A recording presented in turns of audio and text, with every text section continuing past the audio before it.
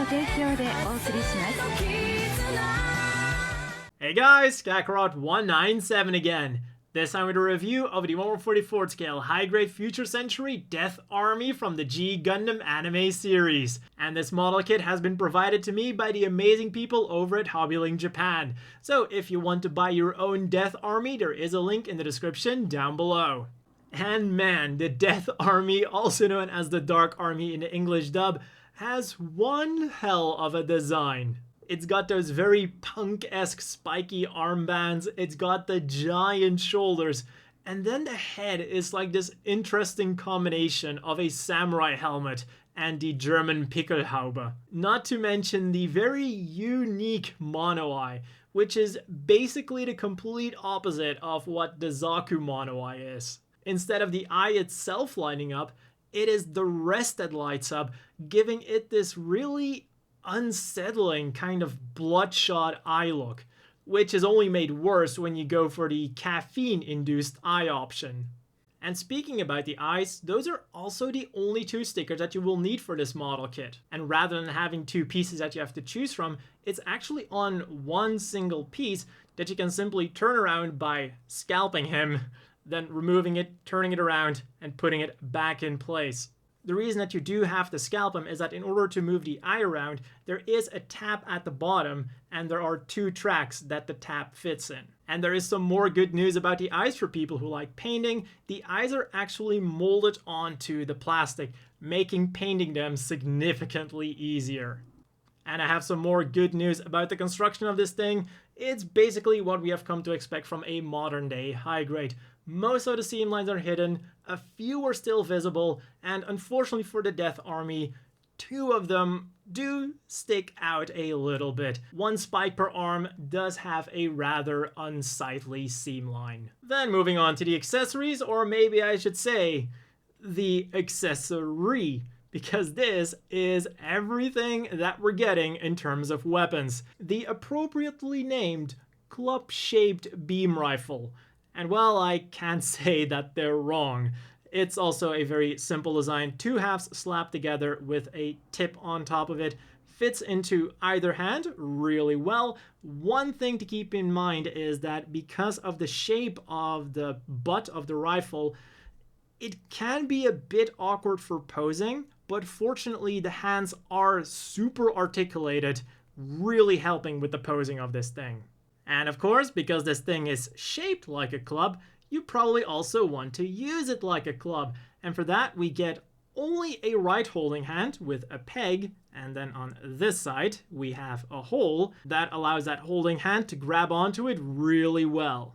But of course, you can also use that right hand for more stuff than is advertised. For example, you put the beam rifle in the left hand and you use the right hand to support the beam rifle for a slightly more dynamic pose. And now say that you don't want to use this thing and you want to store it somewhere on the mobile suit because you want to use another weapon that you provide yourself, you might think that you can actually store it with these peg-looking things on the side and those holes on the back. And technically, if you're careful, you can kind of do it, but as you can see, it already fell out. It doesn't really hold, but if you're careful enough, you can make it work, kinda. And even though those are all the weapons that we are officially getting, there is one more thing that you can do that is not listed in the manual. These spikes are actually articulated, and if you remove the hand, you can kind of use them as like spiky boxing gloves, and just imagine that he withdrew the hand into the arm to create this configuration. And as you might have been able to tell by the action pictures, this thing does have a hole in the bottom, making it compatible with action bases 2, 3, and 5. Next, we get to a very important thing for any army, being able to transport a bunch of these. So what do we have to do? Put them into transportation mode. First up, you simply have to exchange the feet for these two parts, which I guess you can also try to use for more dynamic poses. And then you simply fold the legs up like that. There we go. He has been transformed. A totally unique transformation gimmick not found on any other model kit ever. So with that amazing transformation out of the way, let's have a look at the articulation of this thing. The head is on the usual double ball joint, but you're not going to get a whole lot out of it because the collar of this thing is pretty massive and does impact its posability somewhat because I already popped off the head. So like I said, the movability of the head is going to be rather limited. The shoulders, on the other hand, they do have the usual forwards hinge with a ball joint for really good movement there. But then the arm itself is on an extra hinge for inside and outwards movement. And the shoulder armor then also moves up by itself to allow better movement for the arm to go up. As you can see, it doesn't really hinder. This goes up a slightly bit more, but not really that much. Will also rotate around on that hinge, then bends at the elbow at a single joint, which unfortunately has become the standard for high grades, well, grunt high grades. The hands are on the usual ball joint, will rotate around, wiggle around, and do everything a ball joint does, but we also get an extra hinge at the wrist, giving this hand amazing articulation and possibly even better if you're willing to modify it a little bit. As you can see, the hand cover is solid, and if you cut out a little piece here for that joint, it will also be able to flop backwards, well, up all the way. Then we have some more cool articulation at the waist. We have a ball joint at the bottom, ball joint at the top, allowing for some real good forwards movement, not really any backwards movement. Will also wiggle around, rotate around, and does everything that ball joint does. Also, funnily enough, this part here does not turn around. It's actually molded together with the whole waist setup. Then this flap will go forwards really far, allowing the legs forward really far as well.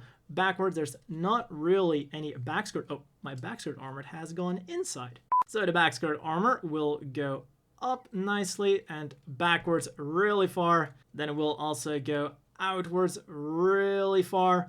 Now there is one weird thing with the hip joint. I'm going to pull it out to show it to you.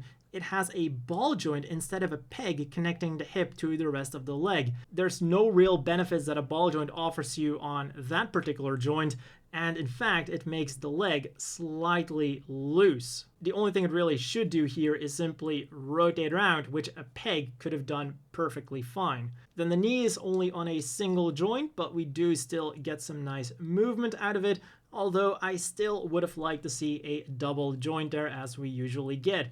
Then the foot is on the usual hinge and ball joint combo, goes forwards a little bit, backwards a little bit, will rotate around and also go side to side. And funnily enough, this goes up and down rather than the ankle guard being on the front, it's now on the back. So all in all, the Death Army offers us standard articulation with a few really cool additions. As always, the inevitable question is, do you want to buy this? Well, at 1,200 yen or 1,020 yen at Hobbylink Japan, well, for 1,200 yen or 1,020 yen at Hobbylink Japan, you are getting a perfectly fine Death Army model kit. It comes with everything you'd want from the standard Death Army, and for the price, you can forgive those few negative things I pointed out. On top of that, the Death Army, as its name alludes to, is first of all an army building mobile suit, and it has a lot of potential for customs. Because as anyone who's seen the anime might remember, these guys were perfectly disguised as some of the Gundams. And for anyone who hasn't seen the anime, that basically boiled down to they had a similar backpack and the head was slightly modified. And what makes these customs even easier is that despite not having a backpack by itself, it does have holes for the standardized backpacks that modern Gunplas have. So I do see the same kind of modding potential as with the High Mach. So all that's left to do now is some size comparisons. First of all, here is next to the old Spiegel Gundam and the Dragon Gundam. I had to go with the old G Gundam models because unfortunately I do not have any of the newer ones on hand at the moment. Then here is next to some other amazing runs that have been released recently, the Leo and the Mogwanak. And as a fan of grunt model kits, I am very much looking forward to the next grunt. And finally, here he is next to the standard size Gym Custom and the always bulky Zaku 3.